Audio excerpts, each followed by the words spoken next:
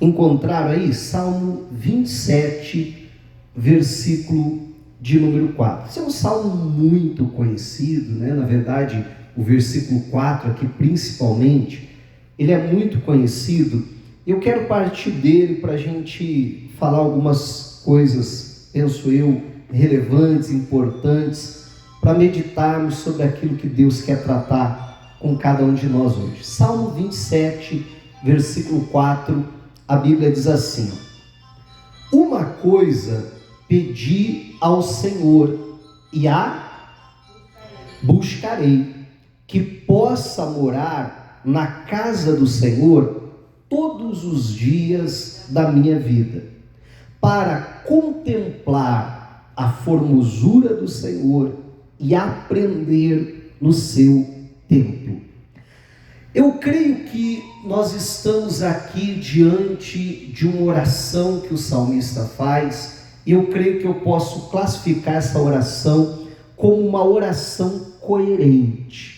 Amém?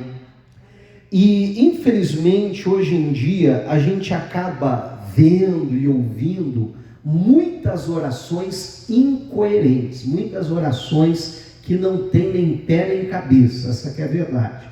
Orações que às vezes, se você analisar só o que a pessoa está falando, às vezes até beleza, até passa. Mas aí você compara aquilo que a pessoa está orando com as atitudes dela, com aquilo que ela está fazendo, e você vê que não há coerência entre a oração e as atitudes de alguém. Outras vezes, se você analisar apenas a oração, beleza, né? Passa, aprovada. Mas se você perguntar para a pessoa, por que você está orando assim? Por que você está fazendo esse pedido? E aí muitas vezes a gente percebe que a motivação é incoerente com o pedido. E eu acredito que nós podemos classificar essa oração do salmista como uma oração coerente por conta desses dois aspectos. A oração que ele faz é coerente com a atitude dele. E a oração que ele faz, o pedido que ele faz, também é coerente com a motivação dele. Quer dizer, a motivação do coração dele está em harmonia com a vontade de Deus, com o plano de Deus, né? E eu penso que nós precisamos, toda vez que nós vamos fazer uma oração, e hoje nós vamos tratar um pouquinho desse assunto, o título da mensagem até essa: uma oração coerente. E eu penso que nós, antes de fazermos qualquer oração, nós deveríamos passar a nossa oração, ou aquilo que faremos como oração, por esse filtro. Mas espera lá, a minha oração, ela é coerente? Ela é coerente com as minhas atitudes? Ela é coerente com aquilo que eu faço ou não? Ela é coerente com as minhas motivações ou não? E aí eu vou dar alguns exemplos para você, né? E assim, eu sei que eu vou dar alguns exemplos, quem sabe extremistas, mas só para você compreender um pouquinho, né, do que eu estou falando. E, né, é o que muitas vezes acontece. É aquela pessoa que está orando assim: Deus me ajuda a emagrecer, Deus, eu preciso emagrecer, mas come mais que tudo, né? Tem na sua vida o pecado da gula, né? Então eu te pergunto, é uma oração coerente? Não, porque ela não está, né, em harmonia com a atitude da pessoa. Aí tem gente orando assim: Deus, cura a diabetes, Senhor, minha diabetes está muito alterada, Deus me cura, porque a tua palavra diz que pelas feridas de Jesus eu fui sarado, mas todo dia come doce, né? É uma oração coerente? Deus me cura, Senhor, porque o meu colesterol está muito alto, e está orando assim, comendo torresmo, né? Aí só um pouquinho, Deus, espera aí, deixa eu dar uma mordida no torresmo, né? Então será que é uma oração coerente? Me parece, né, que não. E agora como eu disse, né, eu estou dando alguns exemplos como esse, mas, meu irmão, se a gente analisar e for um pouquinho sincero, muitas das nossas orações são coisas parecidas com essa, que vai mais ou menos da mesma forma. Quantas pessoas oram, por exemplo, dizendo: Senhor, me dá fé, Deus, eu preciso de fé, eu quero uma fé firme, eu quero uma fé sólida, eu quero ter uma fé assim, igual dos heróis da fé do passado. Mas a pessoa não lê a Bíblia, não medita na palavra, não dá ouvidos à pregação do Evangelho. Então, será que essa é uma oração coerente? Bom, à luz da palavra de Deus, não, porque a Bíblia diz que a fé vem pelo ouvir e ouvir pela palavra de Deus. Você está entendendo, em nome de Jesus? Então, sempre quando eu for orar, eu preciso passar a minha oração por esse filtro, né? Às vezes está lá a pessoa orando: Deus, me dá uma promoção no meu emprego, eu quero alcançar aquele cargo de gerência, de encarregado, de sei lá do que mais. Agora, aí a pessoa está pedindo isso, mas assim, ela não dá conta nem do serviço que ela tem. Ela vive reclamando que ela não dá conta, que ela está trabalhando demais. Agora, a Bíblia já diz: quanto mais é dado, mais lhe será cobrado. Se eu não consigo, meu irmão, gerenciar problemas como um vendedor, será que eu vou conseguir gerenciar problemas como um gerente? Né? Se eu não consigo gerenciar os problemas que um trabalhador comum tem, será que eu vou conseguir gerenciar os que um encarregado tem? E assim vai. Né? Tem gente orando: Deus me dá um marido, Deus me dá uma esposa, mas a pessoa não está disposta a abrir mão da sua individualidade. Então, quer dizer, não é compatível com a oração que a pessoa está fazendo. Então, volta e meia, a gente vê isso, e até mesmo na igreja, não só lá fora, mas até às vezes na nossa igreja, conversando com alguns irmãos, você fica até meio assustado, porque tem muita oração que é completamente incoerente com aquilo que a pessoa está vivendo, com aquilo que a pessoa está disposta a fazer. O salmista aqui, ele diz: uma coisa pedi ao Senhor, e agora? E a buscarei. Quer dizer, a minha atitude vai fazer coro com a minha oração, né? Aquilo que eu vou fazer vai estar em harmonia com aquilo que eu estou pedindo a Deus. Mas às vezes estamos pedindo coisas a Deus que a nossa atitude não faz coro, não tem harmonia então com aquilo. Meu irmão, é eu ficar orando e dizendo: Deus, salva o meu familiar. Mas tem muitas pessoas que, se forem um pouquinho mais sinceras consigo mesmo, ela vai constatar que nem ela não é salva ainda. Verdade, não é? E aí, como é que pode eu, que nem salvo não sou, estou orando e pedindo para Deus: salva tal pessoa, Deus, salva o meu familiar? Eu estou parecendo, sabe quem? O rico lá da história que Jesus contou do Lázaro e do rico. É alguém que está no inferno dizendo: manda lá para minha casa para pregar lá para eles. O que o pai Abraão responde? Eles têm a Bíblia. Eles não precisam nada mais, não precisa que um morto volte à vida e vá lá pregar. Eles têm a Bíblia. Se eles não crêem na Bíblia, também não vão crer se o morto ressuscitar. Amém, igreja? E aí, eu lembro que no dia que eu estava pregando isso, eu até brinquei: e um morto já não ressuscitou? Jesus, que estava morto, não ressuscitou? Né? E eles creram? No caso deles lá, não sei, mas vamos falar de muitos hoje. Estão crendo mesmo o morto tendo ressuscitado? Tem gente que nem assim não crê, meu irmão. Você está entendendo? Então, nós precisamos ser coerentes. A Bíblia diz que um cego não pode guiar outro cego. E às vezes lá estou eu orando: Deus, transforma o meu casamento, mas eu não estou disposto a permitir que Deus me transforme. Eu estou lá cheio de erros como marido, né? Ou ainda alguma irmã como esposa, né? Mas estou lá, falar de mim, estou cheio de erros, cheio de falhas como marido, não cumpro aquilo que a Bíblia diz com relação ao marido, mas estou orando, Deus transforma meu casamento, mas não deixo nem Deus me transformar. Minha oração não é coerente. Você está entendendo? Meu irmão, tem hora que a gente ouve cada oração, que eu não sei você, mas que dá vontade até da gente dar risada. Não é verdade?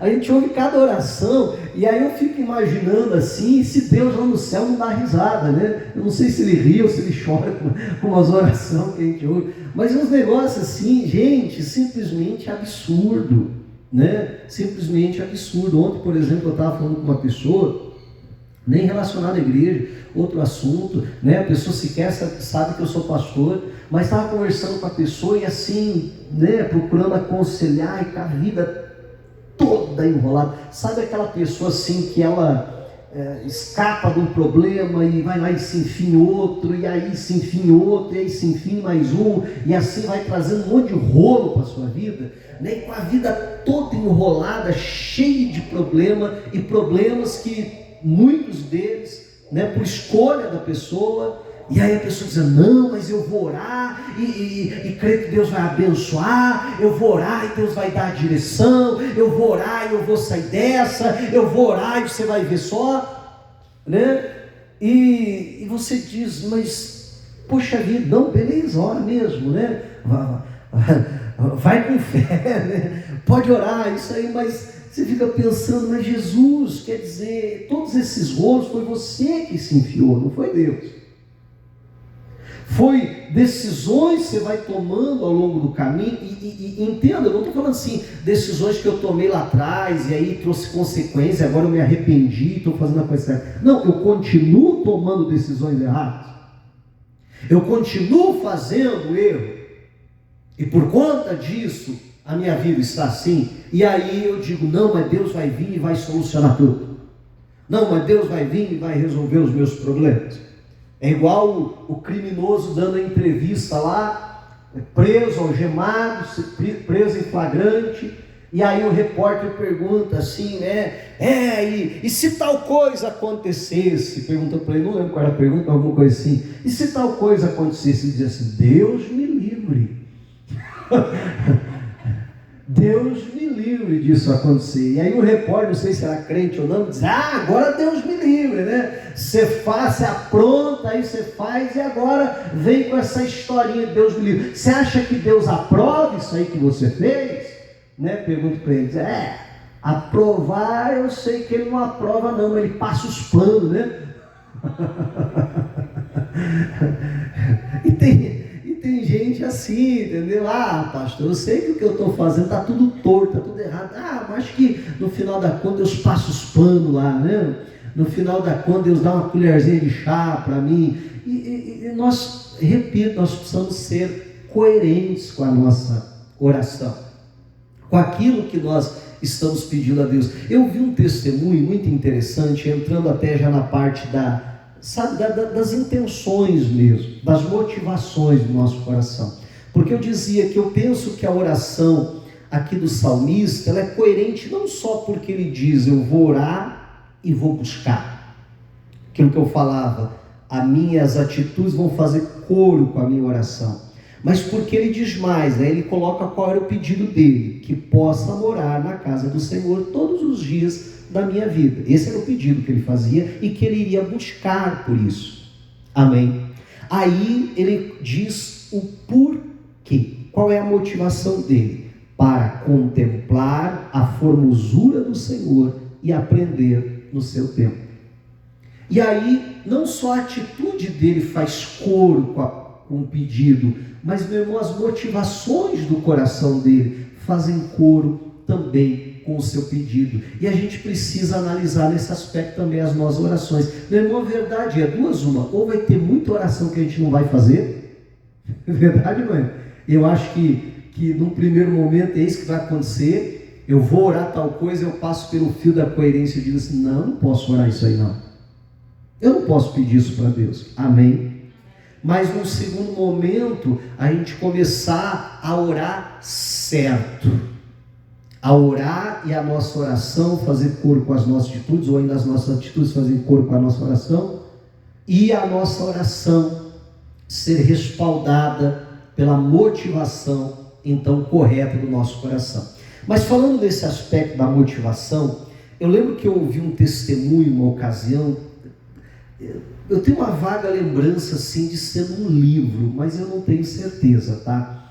Mas me parece que eu li num livro, mas, como eu disse, não vou saber precisar. Mas a história é o seguinte, alguém está dando testemunho que aquela pessoa ela havia se convertido, né? Aceitado Jesus como seu Salvador, foi para a igreja e tal. Deus libertou aquela pessoa de vários pecados que a pessoa cometia, né? De vários erros, e a pessoa começou a servir a Deus, mas tinha um pecado que a pessoa não conseguia se libertar, que era do cigarro. E não conseguia se libertar, e a pessoa já estava na igreja há um certo tempo, sempre orando, Deus me liberta do cigarro, Deus me liberta do cigarro, mas não tinha jeito, não conseguia de jeito nenhum a libertação do cigarro. Testemunhou em outras áreas da sua vida uma transformação, mas ali, né, sempre preso então naquele vício. E aí, toda vez que vinha um pregador diferente na igreja, lá estava ele no final do culto, na fila de oração, pedindo: pastor, põe a mão na minha cabeça, ora por mim, porque eu quero me libertar do cigarro. E aí, né, os pregadores oravam, e ele foi até para outras cidades, que eu ouvia falar: olha, lá em tal lugar tem um homem de Deus, tem um evangelista assim, tem um pregador tal, muito usado nessa área da libertação, vai lá. E ele ia, pedia oração, só sei que estava ficando até calmo, de tanta mão que colocou na cabeça dele já para orar, né? E não tinha jeito. Os maiores evangelistas ali do seu tempo, os maiores evangelistas da região ali, ele já tinha visitado todos, já tinha pedido oração para todos e continuava com o vício do cigarro. Isso foi se passando tempo, né? Isso já havia se passado até anos ali, e ele, crente, lá na igreja, tudo, mas ainda fumando. E aí um belo dia ele encontra com um amigo dele, e esse amigo dele também, né, era um fumante. Ele conhecia esse amigo que era um fumante, e aí o amigo contou para ele: você não sabe o que aconteceu, rapaz, eu me converti, eu aceitei Jesus como meu Salvador, eu fui para a igreja e tal, e que lindo, agora nós somos irmãos em Cristo, eu sou de Jesus também. E aí ele não aguentou, né? Ele sabia que o amigo era fumante, fumava mais do que ele, né? Fumava mais do que ele. E ele perguntou: e o cigarro? Ele disse: rapaz, no dia que eu aceitei Jesus, depois daquele dia nunca mais coloquei um cigarro na boca, fui liberto. E em vez de ele ficar feliz com o amigo, né? Ele volta para casa triste, chateado, amargurado. Deus, faz tanto tempo que eu estou orando, que eu estou pedindo, já tanta gente já orou por mim e tal, e eu não consigo me libertar. E você chegou ontem, acabou de se converter e o Senhor libertou ele. Por que o Senhor não me libertou? Ele foi chateado para casa. Chegou em casa, foi orar, foi falar com Deus. Sabe aquela oração assim, que de vez em quando a gente chama de choração? Né? Que a gente vai lá para chorar as pitangas para Deus. E ele foi lá então para a sua choração. E começou com o seu murmúrio, né? Senhor, porque o Senhor não me libertou até hoje? Eu já orei, eu oro tanto por isso, tantas pessoas já oraram por mim, e aquela ladainha toda. E no meio da oração, ele conta que ele claramente ouviu a voz de Deus, e Deus falou para ele o seguinte, né? Jesus disse para ele: sabe por que eu não te libertei ainda? Mas é isso que eu quero saber. Por que razão? O que o senhor está pensando? É quase assim a oração. Aí Jesus diz para ele assim: porque você gosta de fumar. Por isso que eu não te libertei. E eu não posso te libertar, porque você gosta de fumar. Meu irmão, quando ele ouve aquelas palavras, ele leva um choque. Porque há tanto tempo ele está orando para quê? Para se libertar, para parar de fumar. Agora Jesus está falando para ele que Jesus não liberta e nem vai conseguir libertá-lo porque ele gosta de fumar. E aí, diante daquelas palavras do Senhor, ele começa, sabe, ele foi confrontado por Jesus, ele começa a analisar a fundo a sua alma, o seu intelecto, seu subconsciente, começa a analisar a sua vida em si, e ele tem que concordar com Jesus. Ele chega no momento que ele diz: verdade, eu gosto de fumar, eu estou orando para parar de fumar há tanto tempo, eu estou pedindo oração para todo mundo há tanto tempo, porque eu sei que isso é pecado, porque eu sei que isso é errado, porque eu sei que eu preciso parar de fumar, mas lá no fundo, bem no fundo, escondidinho, eu gosto de fumar, me dá um prazer fumar. E aí, se você parar para pensar um pouquinho, hoje em dia, toda a mídia, né? Televisão, programas qualquer, filmes, seriados e assim por diante, a grande maioria tem a conotação da sexualidade, né? Principalmente no aspecto do pecado sexual. Sim ou não? Todo programa, né? A conotação sempre é muito forte nos nossos dias com relação a isso. Mas se você buscar na sua memória, você vai ver que alguns anos atrás a conotação era outra. Lá, e claro que eu sou bem mais para cá, mas lá pelos anos 70, 80, se você for lembrar dos filmes, ou pegar, né? Tem muitos filmes aí, até hoje, se você pegar filmes daquela época, você vai ver que a conotação era sempre o tabaco e o álcool, o alcoolismo. Os personagens mais carismáticos, ou os personagens assim mais poderosos, sempre faziam aquela pose assim, com aquele copo. Nos filmes até hoje tem, até hoje você vê isso, mas se você observar naquela época, muito mais, né? Hoje em dia já é um apelo mais para a sensualidade, mas pegava o copo assim de uísque, e a pessoa fazia aquela pose assim para tomar, né? Aquele ar de poder, aquele ar de satisfação. E aí a gente vê toda uma criação, né? Toda uma geração, melhor dizendo, crescendo com essa imagem. A pessoa pegava o cigarro, ou ainda pegava o charuto, e fazia todo um ritual para acender, não é assim? E faz toda uma pose e tal, e aparenta todo um glamour naquilo. Sim ou não? Pega filme antigo para você ver se o que eu estou falando é verdade, para você assistir.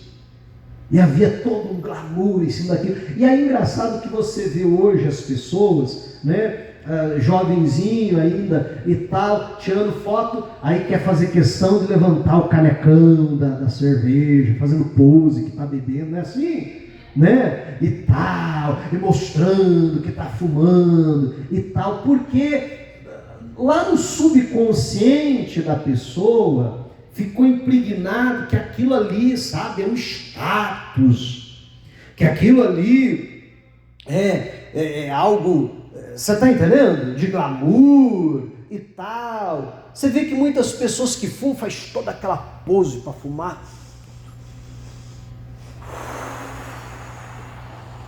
Não é assim? E faz toda uma pose. Engraçado, está comendo uma picanha e não faz essa pose toda. Mas é verdade, não é? Está tomando um refrigerante e não faz essa pose toda. Mas se é um copo de cerveja, aí já, né, já faz uma pose, aí já não sei o que e tal. Olha que coisa séria, meu irmão. E tudo está lá no subconsciente da pessoa essa questão. E aquele irmão, eu vou chamar ele de irmão, tá?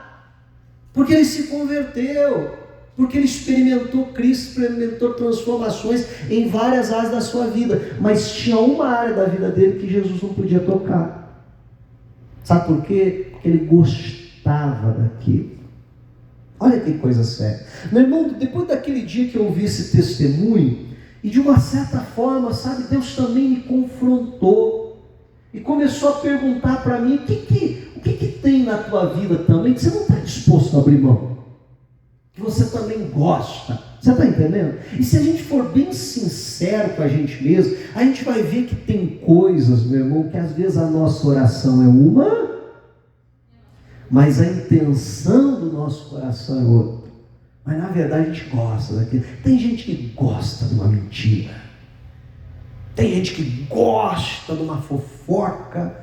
Mas não tem que ela goste mais. A Bíblia fala dos atenienses que não se ocupavam com outra coisa a não ser tentar descobrir e contar as últimas novidades que estavam acontecendo. Pensa num povo fofoqueiro, né? E tem gente, meu irmão, que o propósito de vida da pessoa é isso, né? É descobrir as últimas novidades, é contar, ficou sabendo da última, rapaz, aconteceu tal coisa que não sei o quê. Não é assim? E a pessoa, ela gosta daquilo. Então nós precisamos, sabe, com muita sinceridade, analisar as nossas intenções. Porque aí tem gente orando e dizendo, Deus, salva o meu familiar. Converte ele, Deus transforma o meu familiar. Mas se você perguntar, mas por que você quer? E se a pessoa for sincera, não é porque ela diz, poxa vida, da mesma maneira que Deus me transformou, eu quero que meu familiar seja transformado, eu quero que ele more no céu. Não, se a pessoa for sincera, muitos vão dizer assim, não pastor, é porque esse meu familiar, ele dá muito trabalho, pastor, e eu acredito que se ele se converter, ele vai se acalmar um pouco, ele não vai dar dando trabalho, né? Eu vou ter um pouco de sossego. Então, na verdade, é um sentimento egoísta, escondido por trás daquela oração. Você está entendendo em nome de Jesus? E assim vai. E assim vai. Eu lembro de uma ocasião, uma irmã falou, pastor, eu quero que meu marido se converta. Pastor, porque ele tem carro, se ele se converter, a gente vem junto para a igreja, não precisa vir de ônibus, mano. Aí eu vou vir de carro. Quer dizer, se alguém pega a cadela, se converter e dá carona para ela, beleza, ela vai parar de orar pelo marido. Ela diz, não, agora já tem carona, agora não precisa mais. Pode ir para o inferno, não tem problema. Então nós precisamos passar as nossas orações por todo esse filtro. Bom, eu falei bastante e eu não quero iria a princípio abrir a Bíblia e ler com você esses textos, mas eu vou deixar como matéria de casa, até porque são duas histórias assim, bastante conhecidas, e aí depois você só não esquece de ler na sua casa para você ver assim nos mínimos detalhes, né? Mas se for possível, anote aí Mateus capítulo 19, versículo 16 em diante. Lá a Bíblia conta a história do jovem rico. O jovem rico chega para Jesus assim, bom mestre, o que eu preciso fazer para herdar a vida eterna? Jesus, eu quero a vida eterna. Jesus, eu quero morar no céu. O que eu preciso fazer para ser salvo? Essa é a oração dele. Você está entendendo o que eu estou falando? Né? Essa podemos considerar. Essa é a oração dele. Jesus diz, olha, pratica os mandamentos. Primeiro ele diz, né, não adore, senão um que é Deus e tal. Depois ele diz, olha, pratica os mandamentos. E ele dá um miguezinho e diz assim, mas faz, Senhor.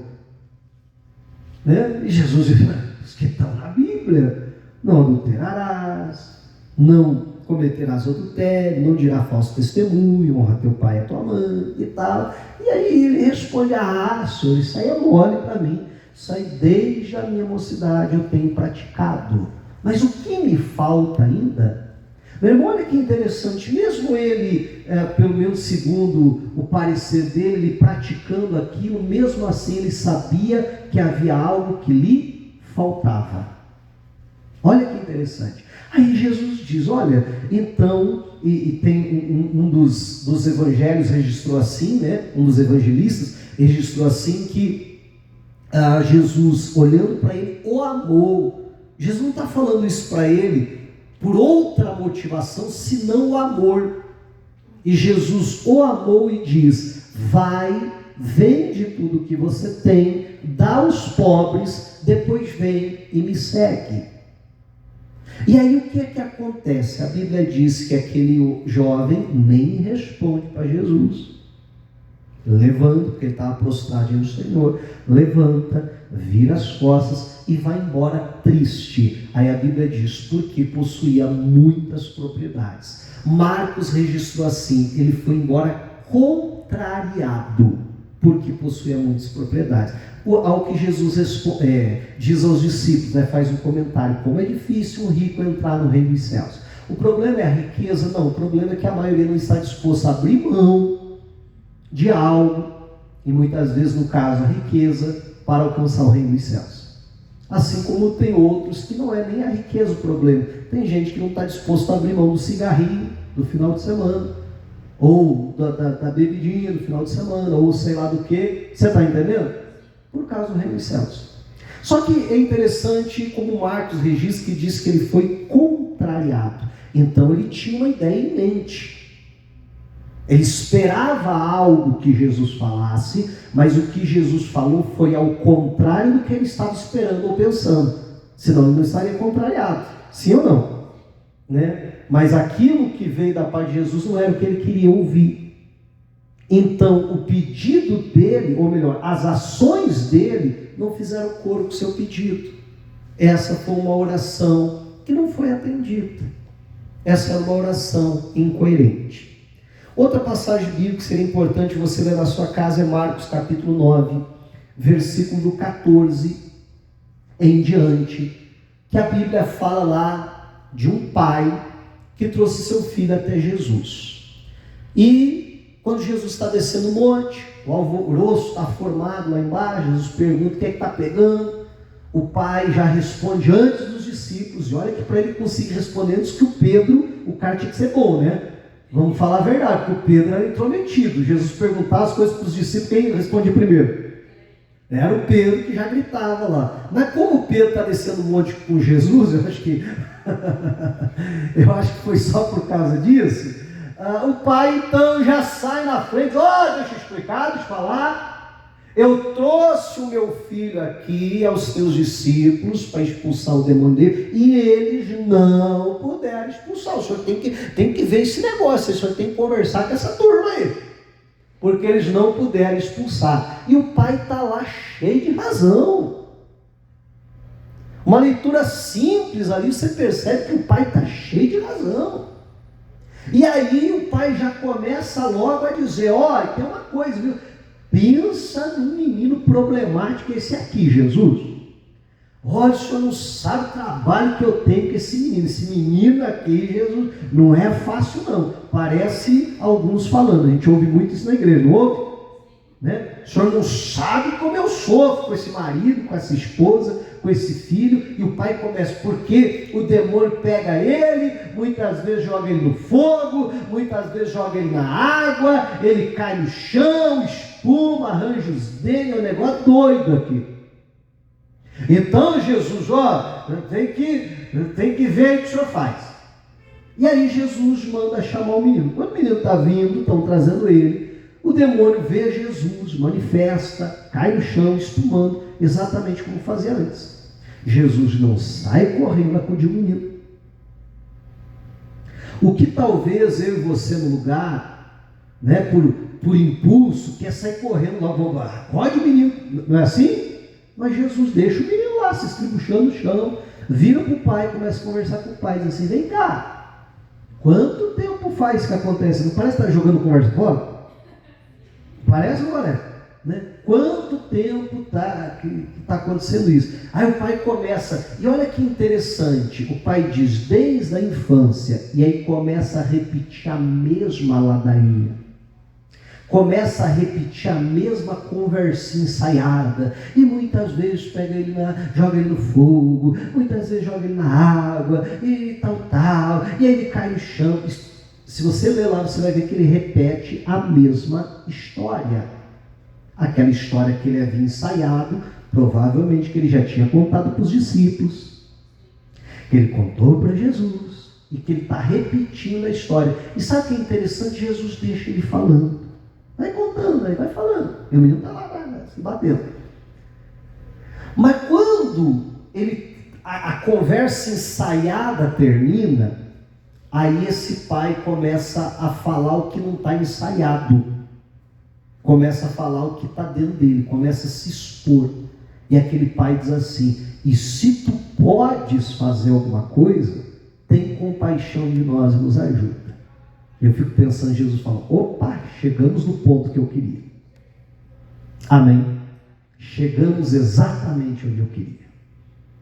Jesus diz: o que está em questão aqui não é o que eu posso fazer, porque tudo é possível ao que crê.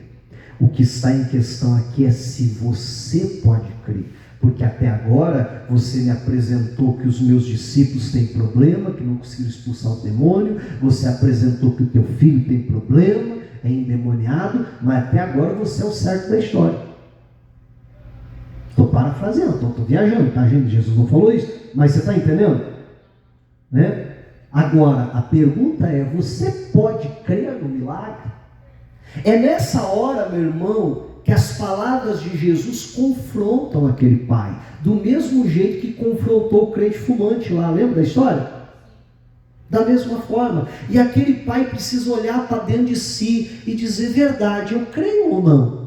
Porque eu estou pedindo para Jesus libertar o meu filho. Mas vem cá, será que eu creio que Jesus pode fazer isso?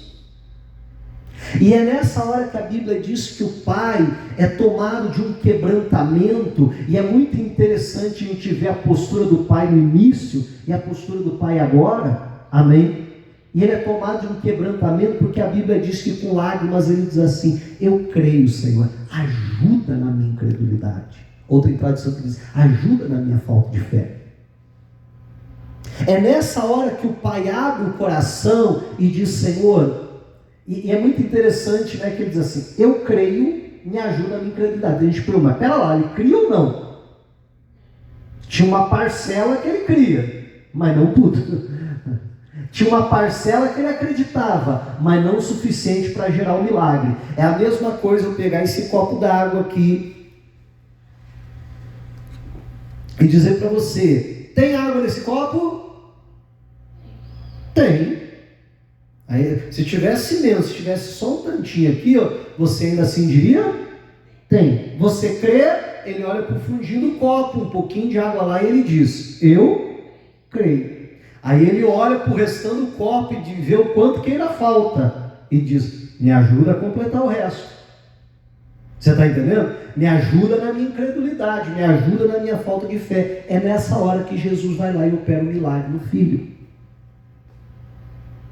Então você perceba que num primeiro momento a oração daquele pai não era coerente, porque a oração daquele pai é assim: ó, meu filho tem problema e você tem que resolver o problema do meu filho. Eu não tenho responsabilidade, eu não tenho nada a ver com isso. Olha, eu na verdade sou um exemplo de pai de ter trazido ele aqui, viu? Aí ele e o senhor se resolvem para ver o que dá para fazer. Não era isso? Mas aí, meu irmão, ele percebe que a oração dele não tem coerência. E aí, quando ele se dá por conta da necessidade de ser alguém coerente, é que ele vai para Jesus e diz: Senhor, me ajuda. E aí Jesus pode fazer o milagre. E aí, aquela oração, aquela petição pode ser atendida. Você está entendendo, em nome de Jesus? E que eu e você possamos sempre passar as nossas orações por esse filtro. Nós precisamos fazer uma oração coerente. Amém? Coerente com as nossas atitudes e coerente também com as nossas motivações, em nome de Jesus. Pois uma oração coerente é uma oração que Deus responde, que Deus atende, que nós vamos viver um milagre. Amém? Diga a glória a Deus e vamos aplaudir a Jesus.